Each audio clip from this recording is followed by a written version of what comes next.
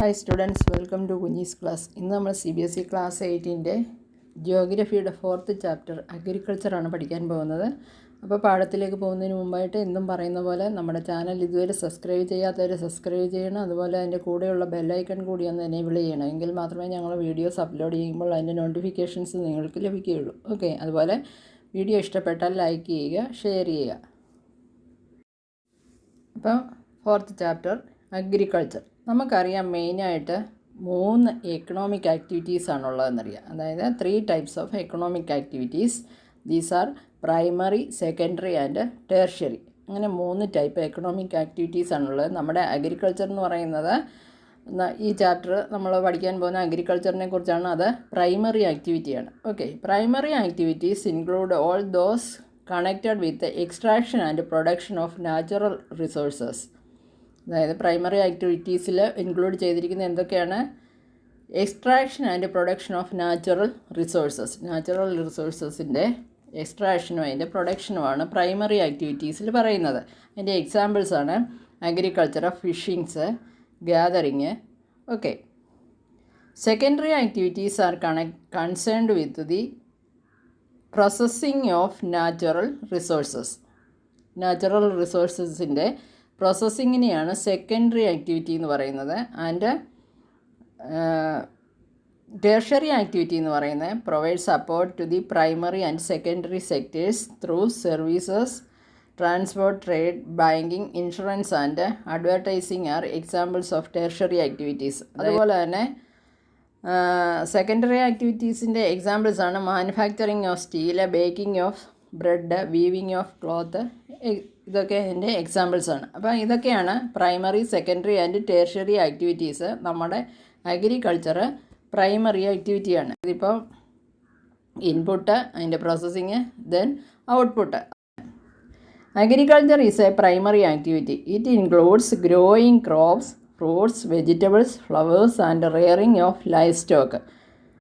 Agriculture ഒരു primary activity ആണെന്ന് പറഞ്ഞു. ഇതിൽ എന്തൊക്കെയാണ് ഇൻക്ലൂഡ് ചെയ്തിരിക്കുന്നത്? Crops, fruits, vegetables, flowers and rearing of live stock. Rearing of live stock എന്ന് പറഞ്ഞാൽ ഈ കന്നുകാലികളെയൊക്കെ പരിപാലിക്കുന്നത്. അപ്പോൾ അതെല്ലാമാണ് ഇതിൽ ഇൻക്ലൂഡ് ചെയ്തിരിക്കുന്നത്. ഇതെല്ലാം നമ്മൾ ബയോളജിയിൽ ഡീറ്റെയിൽ ആയിട്ട് പഠിക്കുന്ന കാര്യങ്ങളാണ്. In the world 50% of persons are engaged in agriculture activity. World മുഴുവനായിട്ട് നോക്കുകയാണെങ്കിൽ അതായത് വേൾഡിലെ പോപ്പുലേഷൻ്റെ ഹാഫ് പോർഷനും അഗ്രികൾച്ചറുമായി ബന്ധപ്പെട്ടാണ് നിൽക്കുന്നത്. 2/3 of India's population is still depend on agriculture. ഇന്ത്യയിലെ കാര്യം എടുക്കുകയാണെങ്കിൽ ഇന്ത്യയിലെ ജനസംഖ്യയുടെ 3/2 ഭാഗവും അഗ്രികൾച്ചറിനെ ഡിപ്പെൻഡ് ചെയ്താണ് കഴിയുന്നത്. Okay,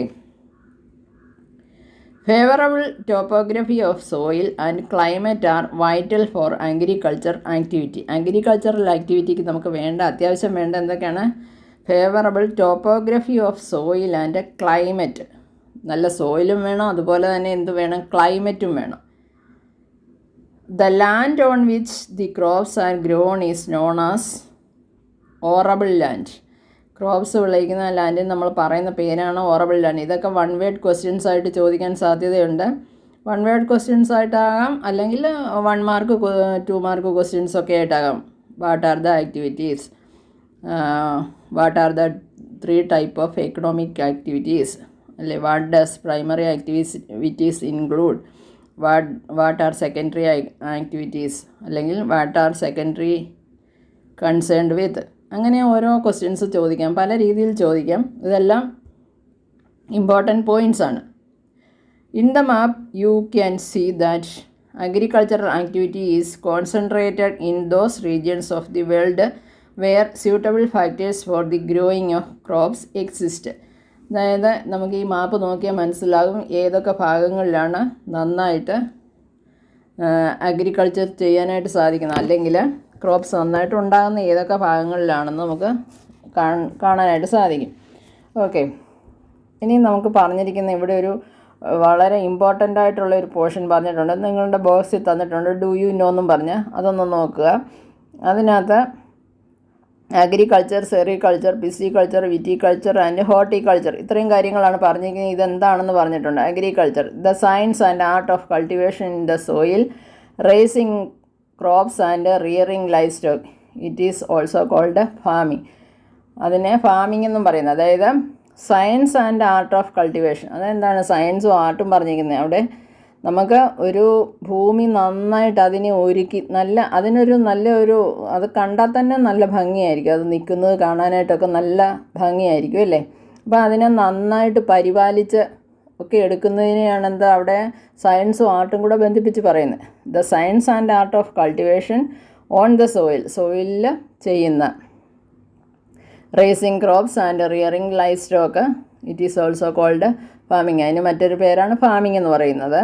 next sericulture is commercial rearing of silkworms. അതായത് ഈ പട്ടുനൂൽ പുഴു വളർത്തൽ, അതെന്താണ് സെറികൾച്ചറാണ്. കാരണം നമുക്കറിയാം പട്ടുവസ്ത്രങ്ങളുടെയൊക്കെ അതിൻ്റെയൊക്കെ ഒരു എക്സ്പെൻസും ഒക്കെ അറിയാവുന്ന കാര്യങ്ങളാണ് അല്ലേ?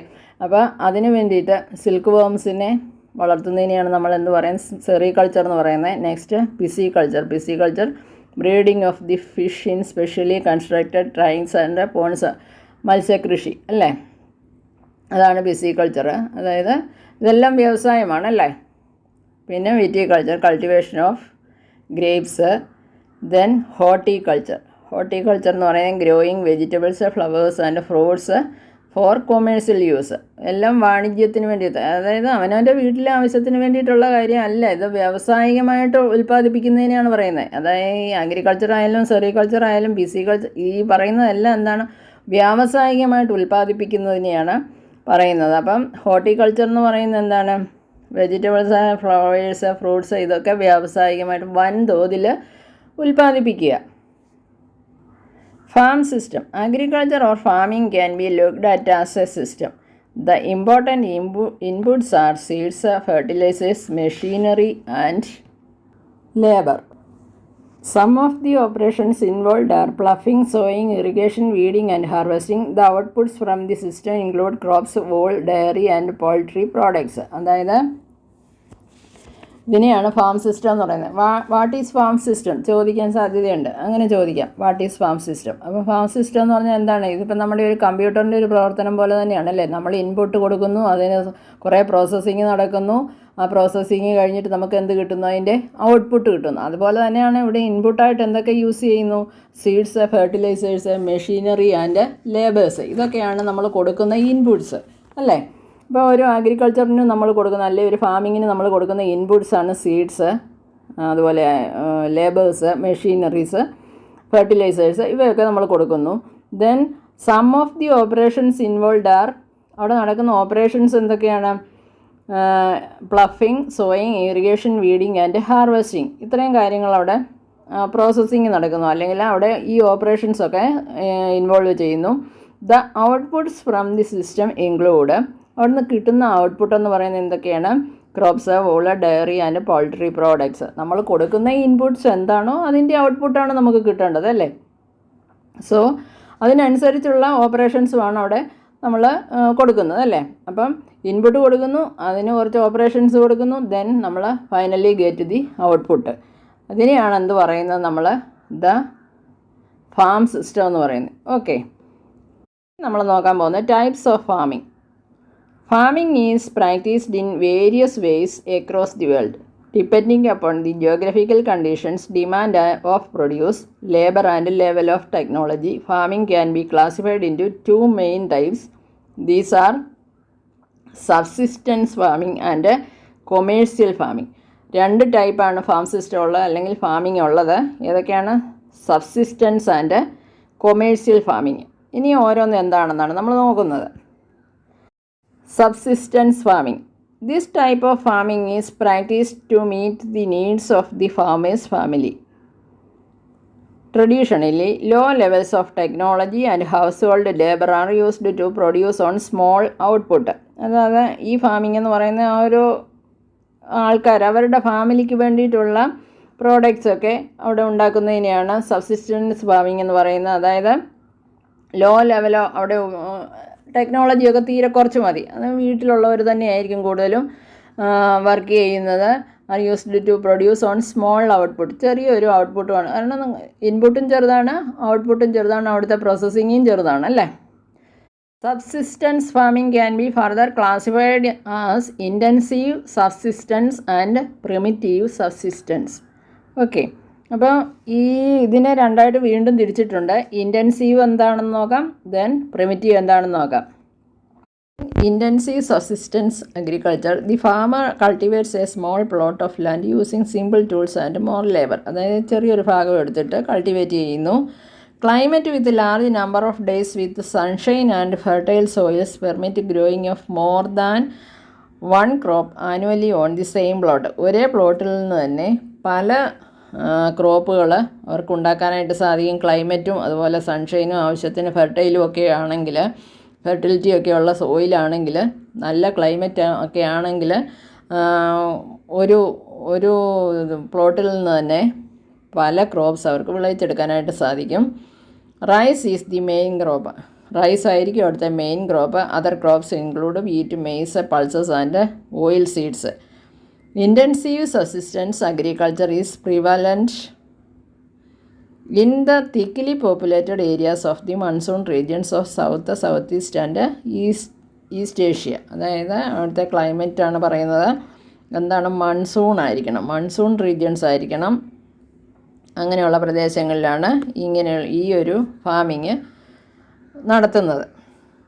Primitive subsistence agriculture includes shifting cultivation and nomadic herding. Shifting cultivation is practiced in the thickly forested areas as Amazon basin, tropical Africa, parts of Southeast Asia and Northeast India. അതായത് ഏതൊക്കെ പ്രദേശങ്ങളാണ് ഷിഫ്റ്റിംഗ് കൾട്ടിവേഷൻ നടത്തുന്നതെന്നാണ് പറയുന്നത്. Forested areas ആയിരിക്കണം. അപ്പം forest കൂടുതലുള്ള പ്രദേശങ്ങളാണ് ഈ പറഞ്ഞിരിക്കുന്നത്. ആമസോൺ ബേസിന് ഒക്കെ അറിയാമല്ലോ. These are the areas of heavy rainfall and quick regeneration of vegetation. അങ്ങനെയുള്ള പ്രദേശങ്ങളിൽ, അതായത് വനം കൂടുതലുള്ളതുകൊണ്ടല്ലേ, ഫോറസ്റ്റ് ഉള്ളതുകൊണ്ട് എന്താണ് അവിടെ മഴ നന്നായിട്ട് കിട്ടും അല്ലേ, ഹെവി റെയിൻഫോൾ ആയിരിക്കും. അതുകൊണ്ട് തന്നെ ക്വിക്ക് റീജനറേഷൻ ഓഫ് വെജിറ്റേഷൻ, പെട്ടെന്ന് തന്നെ ഇത് മുളയ്ക്കും. A plot of land is cleared by felling the trees and burning them. അതെങ്ങനെയാണ് അവിടെ ലാൻഡ് ഒരുക്കുന്നത്? അതായത് ഫോറസ്റ്റ് ഏരിയ ആണെന്ന് പറഞ്ഞല്ലോ. അപ്പോൾ അവിടെ ലാൻഡ് എങ്ങനെയാണ് ഈ കൾട്ടിവേഷന് വേണ്ടിയിട്ട് ഒരുക്കി എടുക്കുന്നതെന്നാണ് പറഞ്ഞിരിക്കുന്നത്. Plot of land is cleared by felling the trees and burning them. The ashes are then mixed with the soil. അതായത് ആ മരങ്ങളൊക്കെ മുറിച്ച് മാറ്റിയിട്ട് അതിനെ തീ വെക്കുമ്പോൾ എന്താകും? നല്ല ചാരം ഉണ്ടാകും അല്ലേ, ആഷസ് ഉണ്ടാകും. ആ ആഷസ് ഒരു ഫെർട്ടൈലാണ് അല്ലേ. And crops like maze, yam, potatoes and cassava R grown. പിന്നീട് ഈ പ്രദേശങ്ങളിൽ കൾട്ടിവേറ്റ് ചെയ്യുന്ന ക്രോപ്സാണ് പൊട്ടറ്റോസ്, മെയ്സ്, യാം അങ്ങനെ തുടങ്ങിയവ. After the soil loses its fertility, the land is abandoned and the cultivator moves to a new plot. അതായത് ഇത് ആരുടെ സ്വന്തമൊന്നുമല്ലല്ലോ, forest area അല്ലേ. അപ്പം കുറേ നാൾ ഇത് കൃഷി ചെയ്ത് കഴിയുമ്പോഴത്തേക്ക് എന്താവും? അതിൻ്റെ ആ ഫെർട്ടിലിറ്റിയൊക്കെ നശിച്ചു പോകും അല്ലേ. ആ ഫെർട്ടിലിറ്റി നശിച്ചു കഴിയുമ്പോൾ എന്ത് ചെയ്യും? ലാൻഡ് അവിടെ ഉപേക്ഷിച്ചിട്ട് മറ്റൊരിടം തേടി ഇവർ പോകും. Shifting cultivation is also known as slash and burn agriculture. അതിൻ്റെ മറ്റൊരു പേരാണ് സ്ലാഷ് ആൻഡ് ബേൺ. അപ്പം ഷിഫ്റ്റിംഗ് കൾട്ടിവേഷൻ എന്ന് പറയുന്നത് ഇതാണ്. ഒരു സ്ഥലത്തെ ഫോറസ്റ്റ് ഏരിയയിൽ കുറേ പ്രദേശം ഇങ്ങനെ ബേൺ ചെയ്ത് ആഷൊക്കെ അവിടെ ആക്കിയിട്ട് അതിനെ നല്ല ഫെർട്ടിലിറ്റി ഉണ്ടാക്കിയിട്ട് ആ മണ്ണിൽ ക്രോപ്പ് ചെയ്യുന്നു. അതിന് ശേഷം കുറേ നാൾ കഴിയുമ്പോൾ, അതായത് റിപ്പീറ്റഡ് കൾട്ടിവേഷൻ വന്നു കഴിഞ്ഞാൽ അവിടെ ആ സാധനം ഉണ്ടാകാതെ വരും അല്ലേ.